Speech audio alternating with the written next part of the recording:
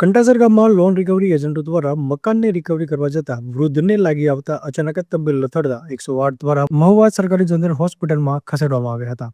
Finance company દ્વારા recovery એજન્ટોને police protection સાથે કંટાસર ગામમાં એક મકાનમાં રિકવરી કરવા પહોંચ્યા હતા. ત્યારે મકાન માલિક વિજુબેનને જાણ થતાં અચાનક જ તબિયત લથડી હતી. તાત્કાલિક 108ને બોલાવી સારવાર અર્થે મહુવા જનરલ હોસ્પિટલમાં ખસેડવામાં આવ્યા હતા. બ્યુરો રિપોર્ટ રાકેશ કોહિલ સાથે ગંભીર બારૈયા, મહુવા.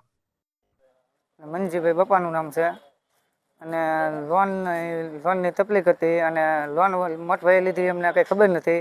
અમારે કંઈ એને લેવા દેવા નથી. ના 5 ગામના તાલુકા સદસ્ય સરપંચ હાજર હતા અને પછી ગામના સરપંચ હાજર હતા, બીજા પણ સભ્યો હાજર હતા. બધાય એ બાબતે અમને કંઈ આધાર નથી. એ બાબતે મારા મમ્મીની તબિયત બગડી ગઈ અને મારા મમ્મીને હોકારો વયો ગયો. એવી રીતના આવું થવું મને અને એની હારે અમારે કંઈ લેવા દેવી છે નહીં તુલસીભાઈ હારે. અને લોનની વધારે અમારે બીજી કંઈ અમારે માથાકૂટ નથી. મેં એ પહેલાં લોન વાળાને કીધું હતું, આધાર ફાઇનાન્સ વાળાને, પણ એ સત્તા તો એમને પ્રેશર કર્યું હતું. ઓલા લોન વાળા હેરાન કરી મને સામાન ફગાવી નાખ્યો. મને લોનની કાંઈ ખબર નથી, હું કાંઈ જાણતી નથી. તો મને એને સામાન ફગાવી નાખ્યો. પછી મને કે તમે ઘરવાર ફગાવી નીકળી તમારું છોકરી.